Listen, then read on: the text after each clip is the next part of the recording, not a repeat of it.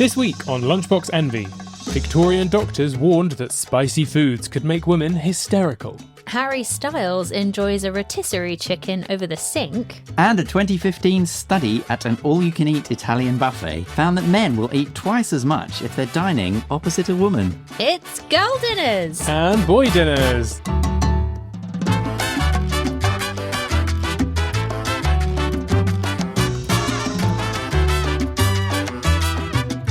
Hello and welcome to Lunchbox Envy. I'm Alex and I'm here with my fellow QI elves, Manu and Jack, a boy and a girl. Aww. Hello, mate. Hello! Yes, we're going to be covering a few stereotypes this week, aren't we? Mm-hmm. Girl dinner's a bit of a meme, right? I think I missed this. I think it started with girl dinner, right? Big meme. A very specific starting point. So in 2023 is the year of the internet girly. Setting the scene. Taylor Swift's big tour, Eras tour. Barbie has also come out that year. And then there's the writers' strike in Hollywood. And there's a showrunner in LA at the time. She's called Olivia Ma. She was posting a lot on TikTok, watching a lot of TikTok. Oh, because she had nothing to do. Exactly. Right. Apparently she was chatting to a friend about this kind of meal. And then she saw someone post about a kind of really basic peasant style meal that's just bread and cheese. Okay. And she was like, that's my favorite kind of meal. That's what I call girl dinner. Really? And then it exploded. In the same video, she actually called it a medieval peasant dinner. So it could have gone either way. Yeah. But it went girl dinner way. I guess there are more girls on TikTok than medieval peasants. This is true. Allegedly. Anyway, so it was just a kind of really simple plate of grapes, cheese, bit of charcuterie. It was basically just a snacky board. I'd say picky bits. Yeah, exactly. It's what I would, because I do think that, like, M&S Picky Bits. We had this in our culture before. It's just been rebranded and maybe like gone around the globe a bit more. Exactly. It's things you don't need to cook, and sometimes they're leftovers, but it's all what you find in the fridge, basically. I always called it a Ludlow lunch because I used to go to my grandparents. They lived in Ludlow in rural Shropshire. And they would always, that was but the default lunch was they'd have bread and they'd have cheese from the local farmer's market and olives and pickled garlic, I seem to remember. That was really good. Lovely. See, I think of it as last day of the holiday lunch because it's like you did a big shop at the beginning of the week in the super in the supermarché, and then you've got to get rid of all that food before you leave the house or whatever. And there's like restrictions on duty. You can't bring more than like 10 kilos of ham, and so like, what are we going to do with this ham? Sounds like your dream, Jack.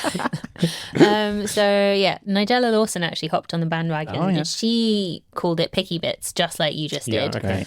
She is the living embodiment of a Marks and Spencer's, though, isn't she? So much. But there are three massive things that define the girl dinner.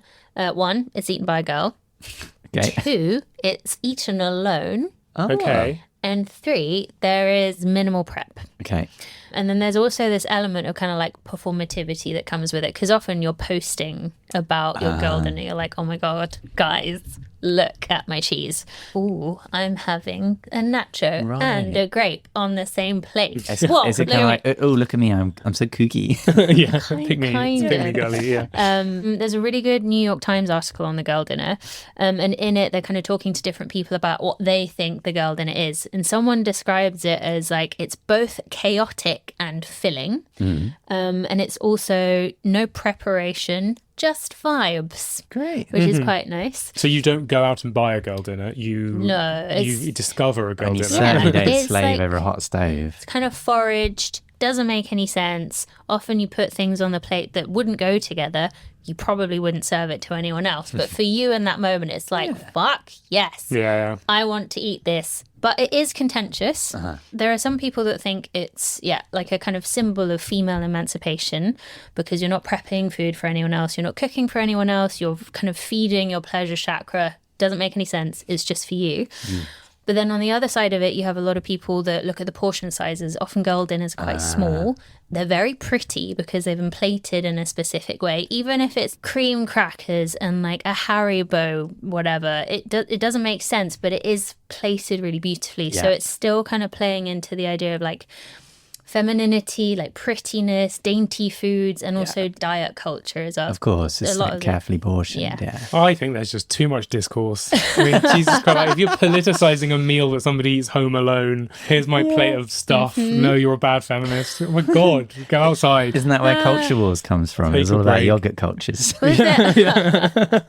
We've all brought pre-lunch boxes. We've all brought our own individual boy girl dinners. Yeah. Should we Let's swap and compare? Yeah. Okay, great. I've eaten mine. Jack's just revealed an empty Tupperware. In true Jack style, I got too hungry. If I'm alone, I will make a huge bowl of pasta or rice and cover it with something that I mean, I do actually prep a bit more. I don't think it counts as a boy dinner in the girl dinner sense. I was saying, I don't think you really eat boy dinner because food is too an important part of your life. Whereas I think I'm quite a good example of someone who has a lot of boy dinners because I never bother to cook. Sometimes my meals are like actively offensive to the gastronomic community. It's literally a big bowl of rice and cooked mince, unseasoned, plain. Which I know sounds ridiculous, but often I'll end up with mince in the fridge that needs to be eaten, and I'll have rice, and I won't have anything else to go with it, and so I'll just cook it. And you know what? It's actually fine. It's so nice. You can put a little bit of salt on, really, but honestly, I don't care. Options. Like this is why I'm not a foodie. I just like nice food is nice, but this is just fuel, and it works. A lot like a new trend, the answer to girl dinner, which is boy kibble. As in dog food. Yeah, like literally. That's actually really fair, I'd say. I mean, it's food that looks a lot like dog food, high protein, often brown, lots of meat mince. Wow. And it's also tied into like the kind of manosphere, hyper-masculine. I'm actually part of the Manu-sphere. We're just all obsessed with you. Yeah, we're all in your Manu sphere. That's what we should call your fan base. So the term boy kibble was coined by a TikToker called the Quad Father. Okay. So he's probably taking steroids as well. He's just a really, really jacked dude. Yeah, quadriceps. But it's part of this kind of like raw food, raw meat subculture, which is looking at the upside down food triangle, trying to eat like loads and loads of meat protein. But the foods look horrendous. I've got a really shitty printout, but it's basically raw bits of beef cut up. That's butter. Oh my God. Oh my gosh. Big cheese-sized cubes Eating butter of like butter. cheese. Yeah. He's eating butter like crackers. Yeah. Like they're cracker-sized slices of butter. I think they might be thicker than that. And then sauerkraut. Oh. So Manu, what have you brought? So I brought microwave scrambled eggs, Oh. which is base One constituent for part. my girl dinner. Now I could put anything on this, and it's kind of proteiny and healthy, and I can't be bothered to do anything more than that. Nice. 'Cause it takes about 2 seconds to make, and I know I'm getting enough nutrients in me not to die, Yeah. Sure. which is the benchmark. So I asked people at the QI office what they thought girl dinner, boy dinner was. My favourite response was Rivita with cooked pot noodles on top of the Rivita. Oh, wow. A few suggestions from the internet for boy dinner. Half rotisserie chicken straight from the bag. Well, that sounds very much like Harry Styles over the sink. That is, yeah. Pizza slices and crisps. Like, I think again, that's just snacks. eggs on toast with ketchup. No, it's more than a snack. That's too much for me, yeah. Surely pasta and ketchup. Yeah, pasta and ketchup. Pasta and ketchup is very good. The other day I had three fish fingers and some hummus with some nachos and a slice of bread and butter. Yeah, that is very beige. peak Yeah. girl boy dinner. I think so, And then some chocolate ice cream. Nice. I eat a lot of seeds. You do. You eat like a bird. Yeah. So many seeds. Like You eat like a bird, I eat like a python.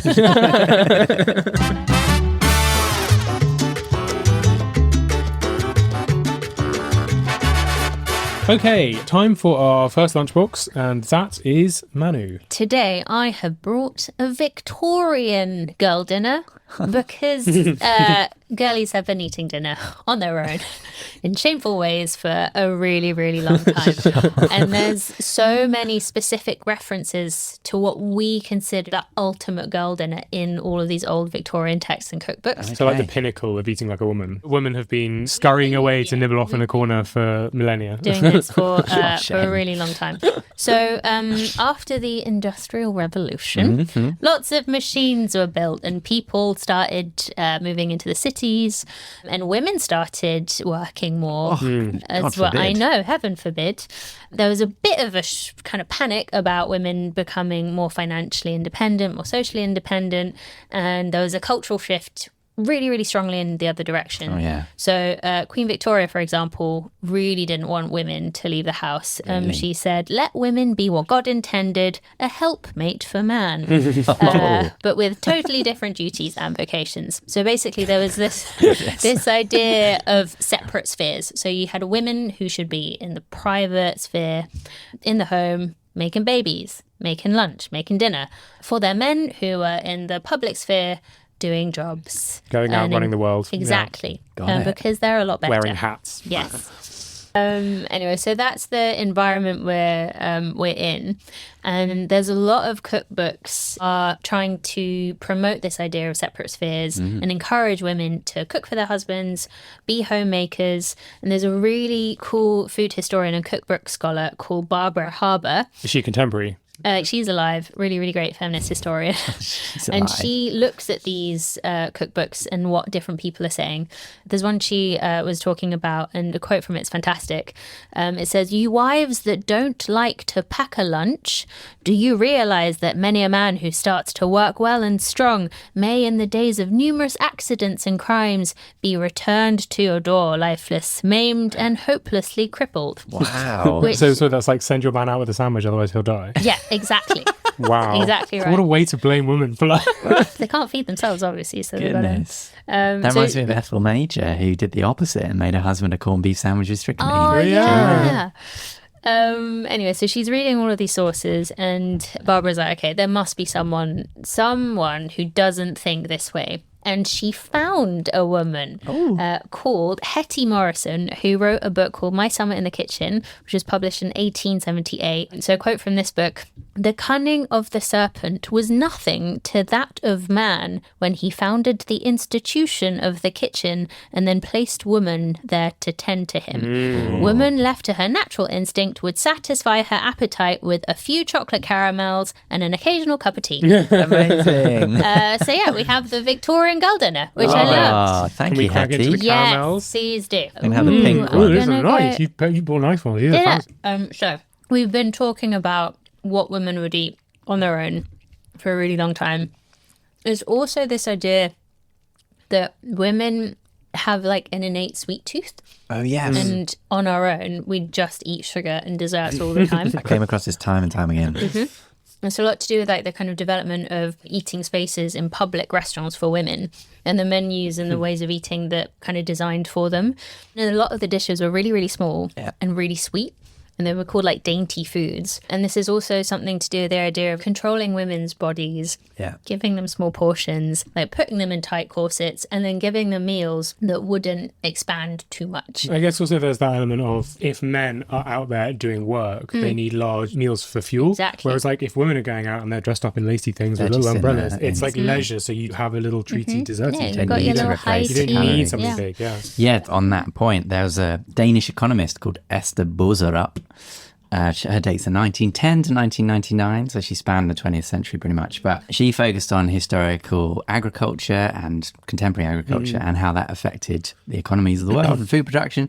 Anyway, she argued that as populations increase, food gets scarcer, but that just intensifies innovation. So suddenly someone comes up with a new way of making more food.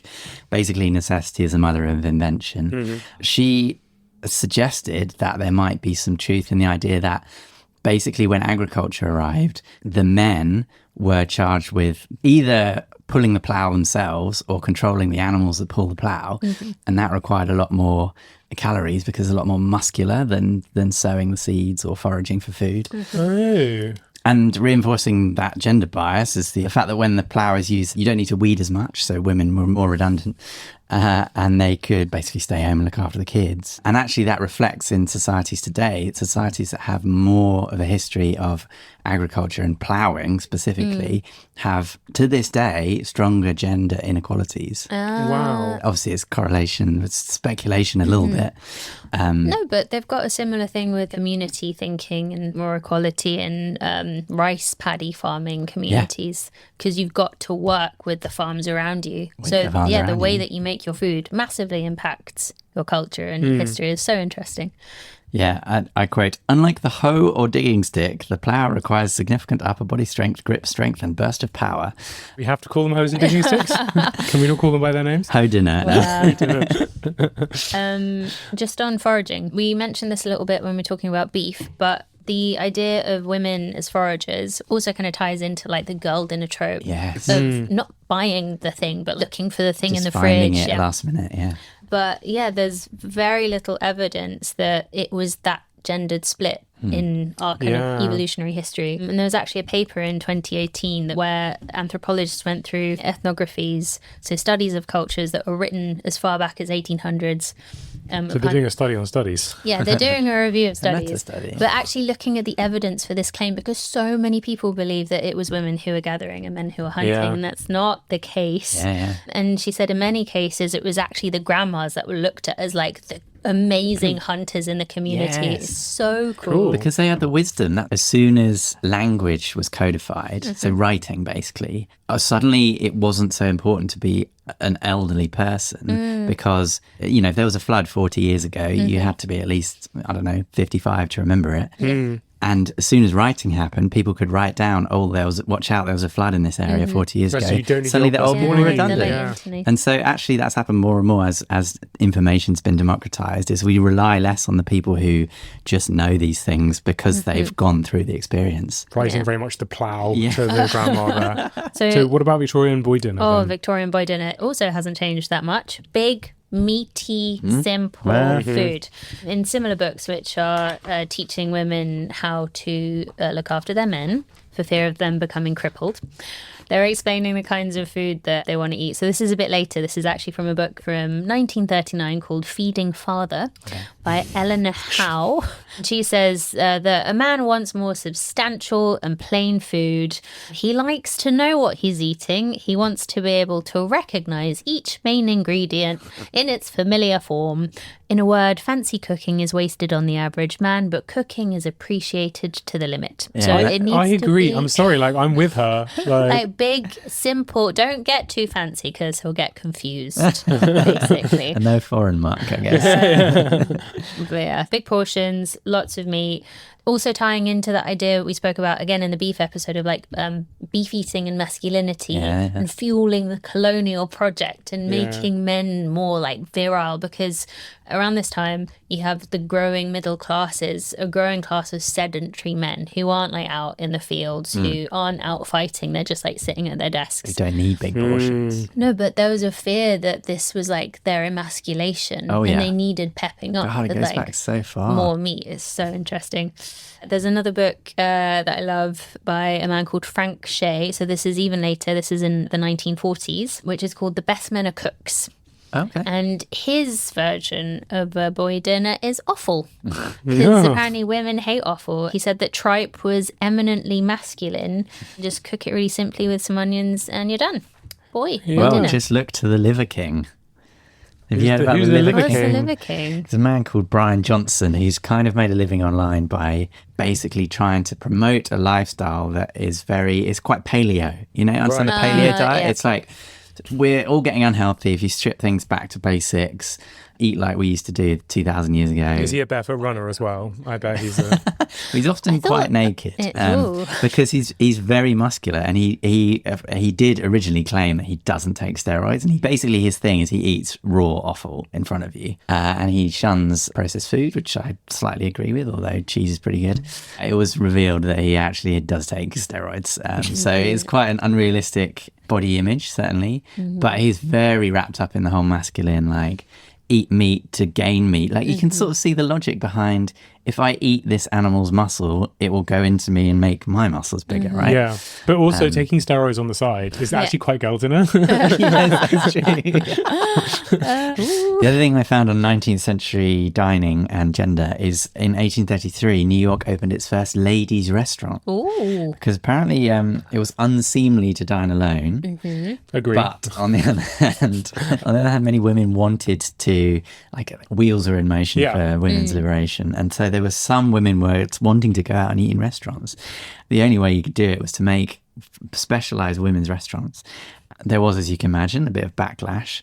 There was a Baltimore journalist who said, the New York custom borrowed from France of ladies dining at restaurants instead of at home seems to be making sad inroads upon all propriety. Oh, I see. So they're upset that they're going out at all. Yeah, exactly. You should be at home. They're like, what are they doing in there? Exactly. Right, but what was interesting is that they often had their own... So some restaurants would have a ladies' floor on the first floor, and they had their own special entrances. And they would promise that patrons would not be subject to rude looks or vulgar language. Such a low bar. I'm sorry. That's what you want, though. We don't ask for much. No, I know. But it was also tied up in the burgeoning temperance movement. So they'd often not serve booze in the ladies' room, but there'd be a big bar for the men to have their scotch and their beers. That would have been and stuff. so annoying to watch from the ladies' one. Which brings you on to ladies' menus, which were a thing at the same time, and actually was still a thing up until the 1980s, I think. And they still exist in old-fashioned restaurants today, but there's basically a menu without the prices on. Because the man was going to pay? The idea was the man would always pay. Wow, that's interesting. And actually, some restaurants today, apparently, they will say, a very fancy restaurant, very old-fashioned, they'll say, and which one of you is hosting today? Ooh. And then they'll give only the host the one with the prices on. Do you think you'd be comfortable enough ordering at a restaurant if you couldn't see how much everything I was just costs thinking you? that gender politics aside, if someone's taking me out to lunch, Yes. there is a slight element where, like a power dynamic thing, where you're looking at it and you're thinking, well, they know that I can see the prices. Yeah. But I would quite like a steak, whatever. Yeah, that's so true. But it's £10 more expensive, so maybe I shouldn't. Whereas if I didn't know the prices, maybe I would just go for... Especially with dinner, I want to know who's paying at the start, Yeah. which is such a sort of mercenary way to do things. But like, it will affect what I order because I'm polite enough to not get the most expensive thing unless I'm paying. In 1980, there was a California restaurant where a businesswoman was treating her business partner, who was a man, to lunch, and the waiter just assumed that the man was paying, and she gave the woman the ladies' menu without the prices on, and she obviously kicked off and sued the restaurant. And I didn't find out what the result of the court case was, but basically the restaurant stopped the practice. Well, I guess they paid in the end.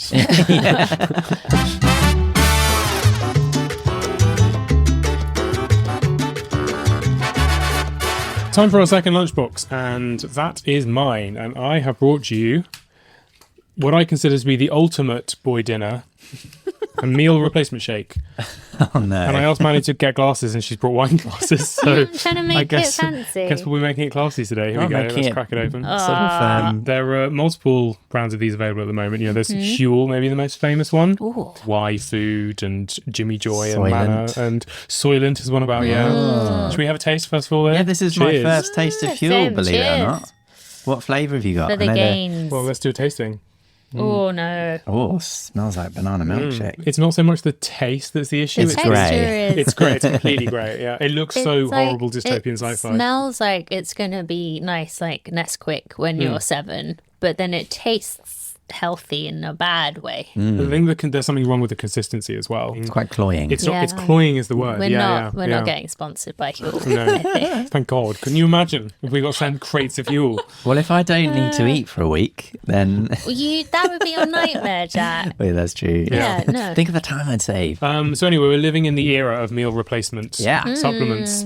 That's a type of boy dinner. Definitely is. I thought I'd talk about Soylent, which is one of these products. Wow. It has a rather interesting story behind it. Yeah, is it named after Soylent Green? So it is, that's which is dystopian. so Soylent Green is a fictional meal. I think it's like a cracker of sort that's in a 1960s dystopian sci-fi book called Make Room, which was then made into a film called Soylent Green. And the main point of this film is that there's this thing in it called Soylent Green, and it is this sort of mystery grey sludge, basically, that everyone eats because there's massive world overpopulation and there's not enough food for everyone. Anyway, I won't give away the twist, but very amazingly... You should never actually give away that there is a twist. So anyway, Soylent arrived in 2010s. In 2013, there was an American software engineer called Rob Reinhardt, and he was living in Silicon Valley. He was an engineer. He was in his 20s. He was running a startup that wasn't doing very well. He felt like he wasn't really achieving what he wanted to out of life. So he did, this is so you, Jack, he decided to do a radical audit of his life and put his entire life into a spreadsheet. Oh, no. Right? Yeah, I've actually done that. Yeah, I know. I've seen them. I've seen the spreadsheets. So he did this for all of his money and all of his time, because he was basically saying, how do I... It's what I guess we'd now call it life maxing.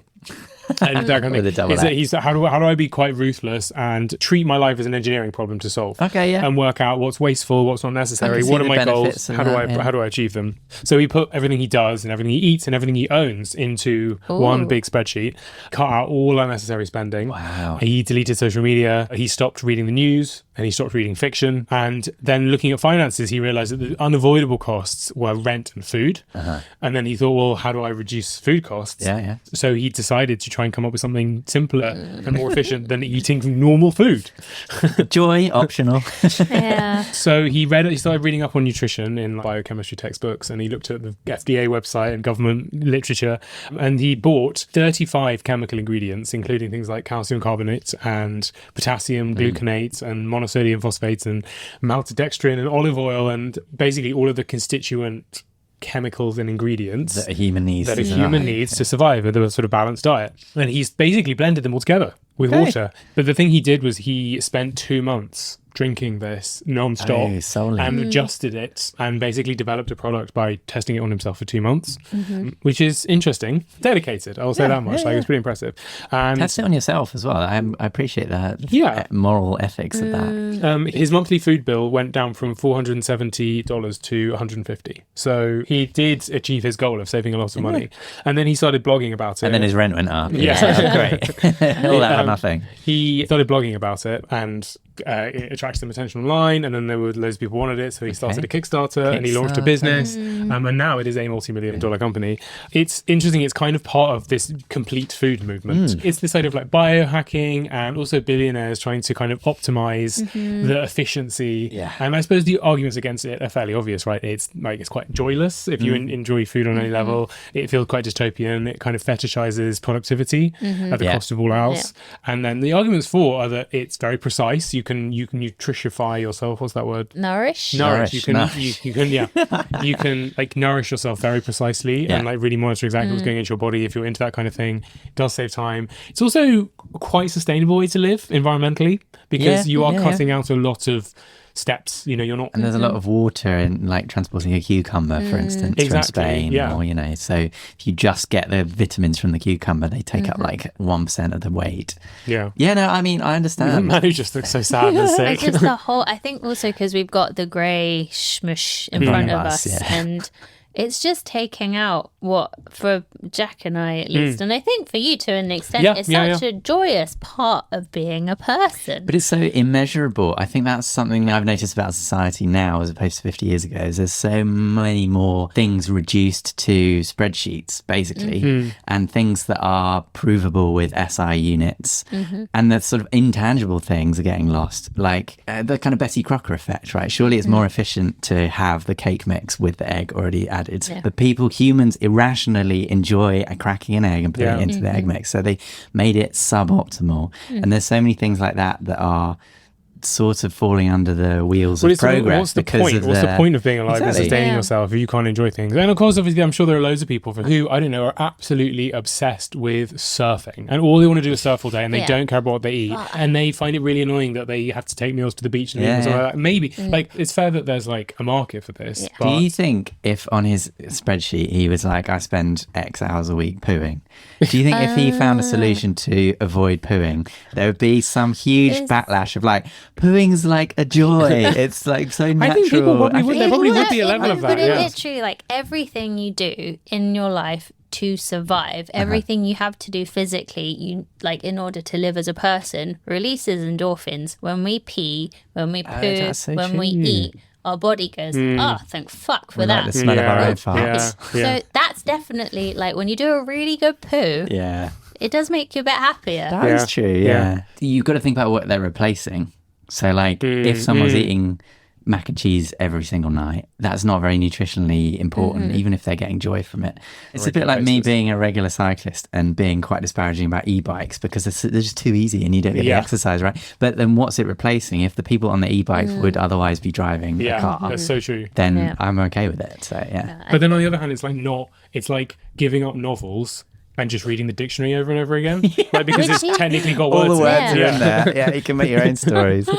I started looking into the history of meal replacement. Oh, yeah. And I came across a guy called Justus von Liebig, who was a 19th century German chemist. Oh, yeah. Who I would say maybe came up with some of the early versions of this. He was a massive figure in science, actually. He's basically thought of as the founder of modern organic chemistry, using it as a practical science. So rather than talking about the theory, actually getting into the lab and trying things out. He also pretty much invented modern education in the lab. He set up the first teaching laboratory. He's also known as the father of fertilizer. Oh my goodness. Which is quite low down on the CV for something so massive. And he also popularized the Liebig condenser for distillation. What science lab is complete without a Liebig condenser? And he invented the Choco Liebnigs. He did, The biscuit. for the snacking in between experiments, but he was also on top of all of that. I don't know where he found the time. I guess he was drinking meal supplements. He studied metabolism and food chemistry, and he helped shift thinking of food as a kind of measurable collection of components like proteins and fats and carbohydrates, not just a sort of vibe, this is hot and meaty. And in the 1840s, he developed a concentrated beef extract by boiling meat down he basically boiled down meat into a paste. He was trying to create a kind of cheap, portable source of nutrition for poor people and sick people. It was kind of the earliest attempt of a kind of meal shake of sorts. In the 1860s, he set up Liebig's Extract of Meat Company. Catchy. It became very, very popular, and he was making this kind of, I guess it's almost like a precursor to Bovril as well. I was going to say. Liebig's extract wasn't actually that nutritious, and so they ended up selling it more of like a kind of flavouring. Okay, like a stock cube. Yeah, exactly. So that's the thing. This is the long road to Oxo. Yeah. So anyway, meal replacement shakes go back further than I thought. Quite a long way, as everything always does. But it did also get me thinking, well, if we're trying to replace meals with shakes, are we ever going to get to that science fiction idea of being able to take a pill? Like good meals, like once a day? Because there is some element of like, I don't know, long-term space travel or something where that actually could be quite useful. And the answer, turns out, is basically no. The volume's too great. The problem is exactly so, like humans need about 2,500 calories a day, even in the most energy dense form of food, like that's like fats and things, like you still need several hundred grams. And the other thing as well is that your body needs bulk and fiber to digest, pretty much like a pat of butter, I would say, like size. You say uranium was really calorific. Yes, but that's a bit misleading because we're calories... talking more about food, like specifically things that you can consume without dying. Calorie is a measure of heat transfer, basically. So the amount of energy it takes to heat a cubic centimetre of water by 1 degree Celsius is 1 calorie.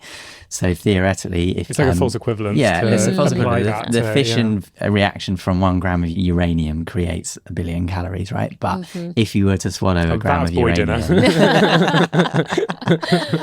watch me chug this 3 grams of uranium.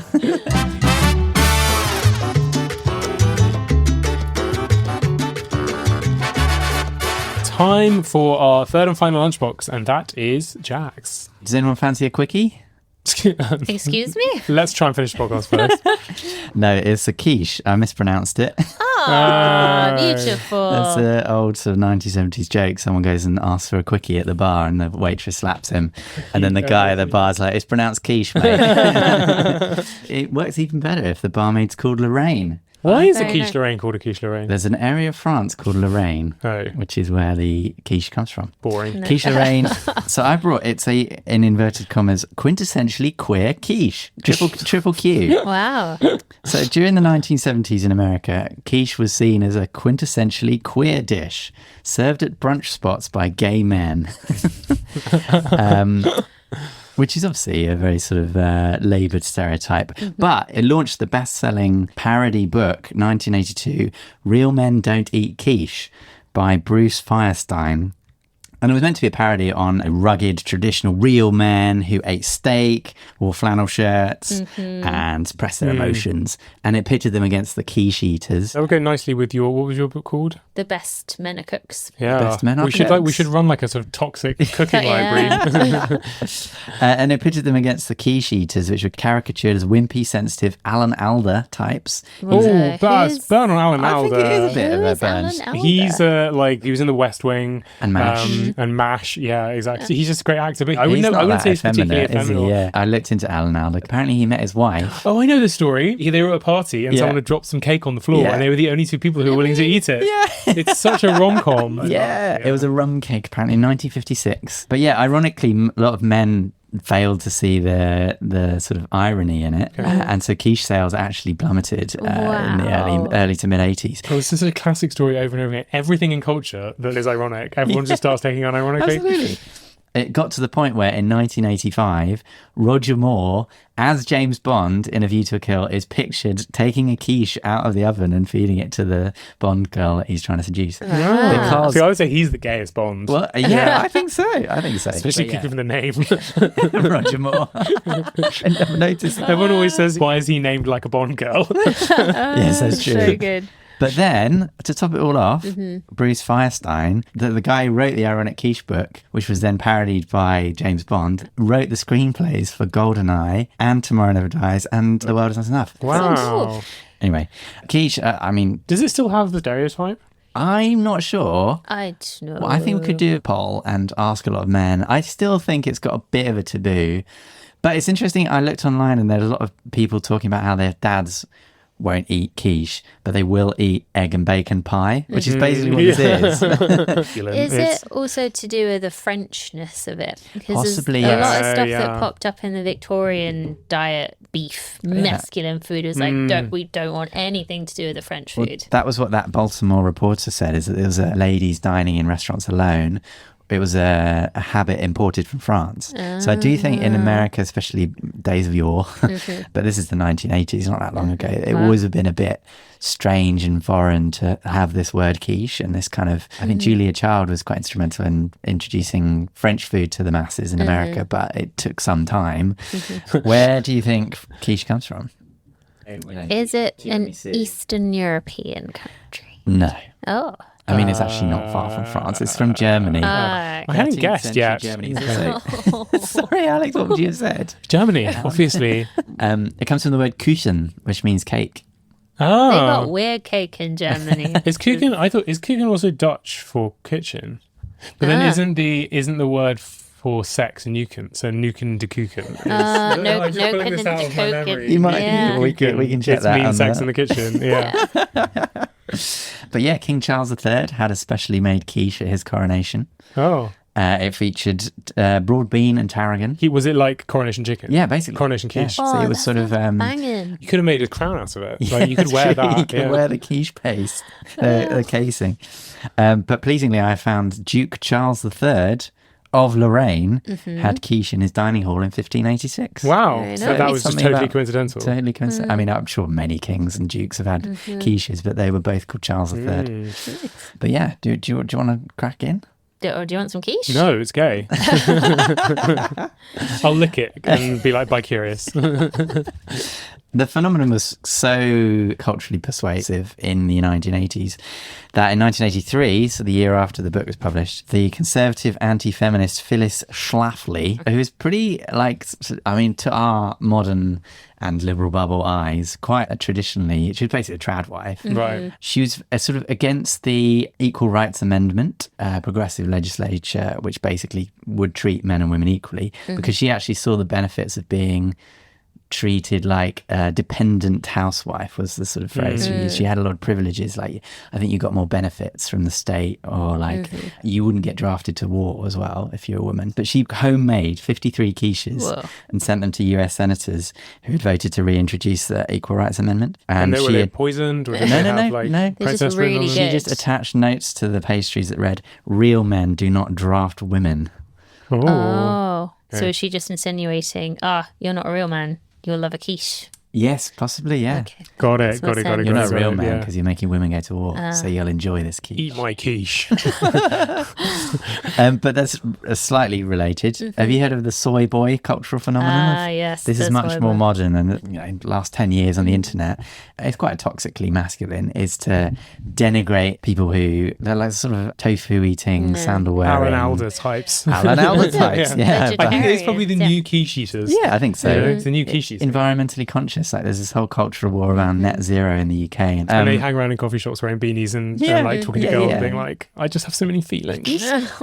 But eating soy, the idea that there's estrogen in soy, which there is. Oh, that's where it but comes it's from. like it's not bioavailable, and it's actually quite a different form of estrogen. And added to that, men and women have both testosterone and estrogen in different levels, and it varies over time. So as you get older, you get less of each. So basically, it doesn't go into you and doesn't make you any more effeminate, or at least we haven't been able to prove that it does. And actually, if you swap red meat for soy, you get less erectile dysfunction. As in, if you start eating more soy, you're less likely to develop erectile dysfunction. And because they're eating less red meat, it's not actually to do with the soy, but like it's a good replacement for protein. Do you know what it is in the red meat that causes erectile dysfunction? Or is it just like people who are more likely to eat loads of red meat are probably more likely you to... mean correlation causation? Yeah. Yeah, possibly. Well, the Liver King, steroids famously shrink your testicles, don't they? What? Anyway, so maybe, there's a sort of cross-pollination between people who's having steroids and people who are eating red meat. But soy is proven to lower your risk of prostate cancer. Oh, nice. Which doesn't sound very effeminate. Or maybe it is. Maybe it's the ultimate masculine thing to having get prostate cancer. Cool. So soy is the new soy boy dinner. Soylent Green? Yeah. Oh, Oh, yeah, I should say, because the lent is from lentils, and the soy and the soy is from soybean. Got it. So what are some foods that we feel like are gendered? Yorkie bars, do you remember them? Yorkie bars, yeah. Well, I was looking those up because they were brought to the market in 1976 by a guy called Eric Nicoli, who worked for Rowntree's. And yeah, he spotted a gap in the market for a manly chocolate bar. You can see if you look at it, it's supposed to be like a dairy milk, except bigger and chunkier, like with more muscles. Really? And then it was in 2002 that they actually leaned harder into it. And that's when they added the "It's not for girls" tagline. for girls. Doubled down on it really late in the day. I bet they got more sales amongst women because they were like, you can't tell me what to do. I want to try this forbidden fruit. Yeah, you probably got absolutely played there, Manu. I mean, it was tasty. I've not actually ever tried one. I'm not allowed, but It can't fit in your delicate mouth. There's also a special version that the Ministry of Defence use in their ration packs, and the tagline says, "It's not for civvies." So good. Just all of this, what we've been talking about. Is it necessary? Do we actually need girl dinners? Do we have different nutritional needs? I see. Yeah, do we? Well, we certainly have boys tend to eat more calories. Yes, but do we need calories. them? I don't think. I think the jury's out on whether we actually need more calories. Maybe you're right. Yeah. Maybe it's old-fashioned. I think bigger people in general tend to eat a bit more. Of course. More active people, you need to eat a bit more. As adults, like a really big proportion of our life, we don't have crazy different nutritional requirements. Obviously, this is really different if you are heavily menstruating, pregnant or breastfeeding. Those people will need different levels of iron, calcium, all of that stuff. But we spend a really long proportion of our lives as people in different bodies with very similar nutritional needs. So yes, I read that people who claim to have fast metabolisms, your metabolism varies by less than 5%, I think, across the whole population. People who have high metabolisms, in inverted commas, usually overestimate how much they eat and underestimate how much they move. Right. And vice versa. And your metabolism doesn't start slowing down until you're 60, which is why you can't sort of blame the middle-age spread on your slow metabolism. Yeah. I think culturally, boy dinner, girl dinner, I'm kind of glad that it exists, though. Yeah. Like, yes, it's a little gender stereotypes, but that's kind of fun. Yeah. I feel like the world does need to acknowledge that the UK invented picky bits like a good century before girl dinner. I bet there'll be a startup in East London soon called Girl Dinners. Oh, 100%. They'll just serve like mismatched M&S leftovers. Well, Popeyes in 2023, they jumped on the bandwagon too and did a girl dinner menu. Really? Oh, okay, it's over. The corporations have got in. Shut it down. It was just sides. It was just sides. Just sides? Just sides. Yeah, oh, yes. Have you seen that? There was a restaurant in America and it was like a girl's portion of fries. And it was basically for when you order fries and then your girl says she's not hungry. And then she just takes half your chips anyway. And you just order this and it's slightly bigger. Genius. It'd be easier if you could rent a small barrier instead. Yeah. So that you said you weren't going to have anything, so you can't reach over. They need that for mums as well. Dessert for mums. Dessert for mums. Yes, I'm not having anything, but I'll just have another spoon. I think there needs to be a mechanism for extending a bag of sweets to the front of the car so that the mums don't have to reach back. You know, when your mum's hand just appears between the seats from the front because she wants some sweets. So good.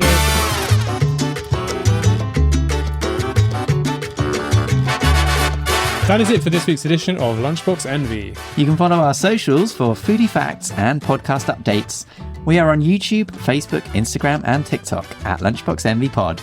You can also get in touch and send us your facts, recipes and questions by emailing us lunchbox@qi.com. Yeah, send in your girl dinners and boy dinners, and maybe we'll do like a bonus. Send in your pics. We will see you next week.